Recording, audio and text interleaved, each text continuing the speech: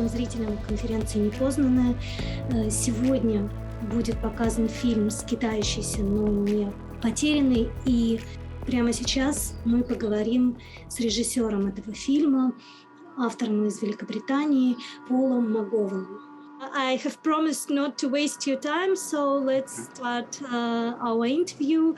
Please introduce yourself and just in few words, and then I will ask the questions. Okay? Sure, yeah. My name is Paul MacGowan, a longtime Buddhist, and in the video production field for many, many years, and later, more recently, making documentaries on one of my favorite subjects, meditation and Buddhism. Okay, and thank you. And let's speak about your beautiful thing, wandering but not lost.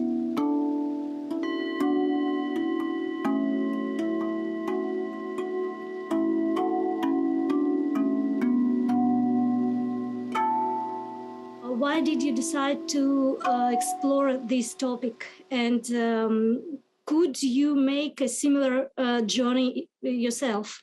Mm-hmm. Yeah, so Mingyur Rinpoche, who's featured in the film, has been a teacher of mine for many years. And so we when he left, it was very inspiring for me as a Buddhist practitioner to, that he did this kind of retreat, because it's very unusual. We think of, practicing meditation and everything should be peaceful and nice and kind of comfortable. And here he did something very different, where he went out into the world and he's begging for his food. I mean, this is a teacher with thousands of students around the world. And he did this kind of retreat. It's very unusual for somebody of his stature to do this kind of retreat. Interestingly enough, my journey that has taken me through this, I have been kind of wandering myself for the past 6 years, not really having a home.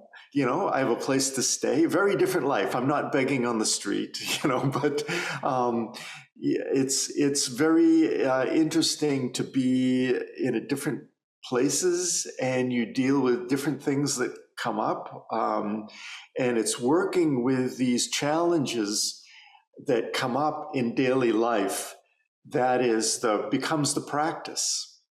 And so merging meditation practice with this daily life of working with, frustrations and irritations, and, of course, many, many good things happen too. And it's really quite transformative. Oh, thanks. And did you manage to discover the meaning of the life during the filming? Yeah, for me, that is layers, like an onion, right? And so there's many, many layers to that. And maybe I got a little closer, because I think as we go in and, more deeply go inside, we can understand who we are. And that is where, this meaning of life lies. Now, not that I've recognized it necessarily, but maybe a little closer. How did you meet your teacher? And are your friends now always like teacher and not student? I don't know how to. I met him because I was volunteering to do video production, helping to film his teachings so that it could reach a wider audience. So that's when I met him. And right away, I felt a connection with Mingyur Rinpoche. He's really a remarkable person. He's so great to work with. He teaches, and he has a lot of humor, so he's always laughing and joking, and this relaxes me. I really appreciate that. he's not so serious. And of course, he's very knowledgeable and he has studied a lot and he has practiced a lot. So he has a lot of wisdom. But in the Tibetan tradition, humor is very important. And so I really appreciate that. The relationship has certainly changed. I mean, I can't say friends. There's a term in Tibetan that is translated sometimes as spiritual friend. And that's how I see him. So certainly, we've spent a lot of time together and worked together and, traveled together.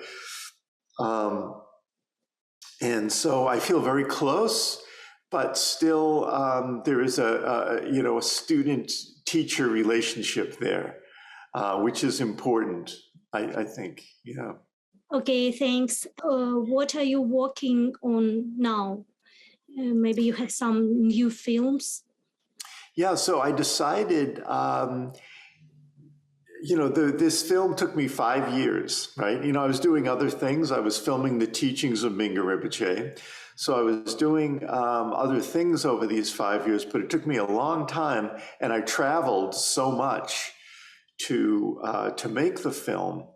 So then when it ended, I was honestly, I was a little lost, but I decided what I wanted to do next. I kind of want to give myself some time, but what I'm working on now is an exhibit, or what we call an installation, based on the film.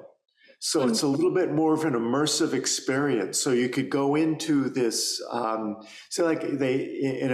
a museum where you go in and there would be videos and teachings, and you can just kind of contemplate these teachings, because it's very much this wandering retreat. It requires it requires a lot of you. If you want to get something out of it, to really develop and change, we need to let go of some things. We need to allow that change to happen within us, to really transform. So I have this idea of people, walking through this space, and I have so much footage from where I travel to film over time in India and Nepal, and these in pictures, so that people could go through this space and read these quotes and contemplate the images and watch some of the film that was not used in the film, but would be really great to make a more immersive experience. That's what I want to create. Do you want to use VR, some VR experiences, not? Yeah, it's a good question. In making the film, I didn't shoot any VR, but it would be much more, it would be that kind of experience. And I want to experiment with that. Okay, and where we can find this installation and when? In what time? Yeah, there's a little taste of it. Speaking of VR, when I was creating this, and I want to be able to explain to people what I want to do, I found this virtual 3D exhibit space. So I started to put it together, and you can find it on my website, ajoyfulmind.com. And so if people go to that, they get this kind of like one level of what I'm thinking. So they get a little taste of it. Okay. Thank you very much. And the last question, maybe can you speak a few words for the viewers before the screening, some to better understand maybe the film?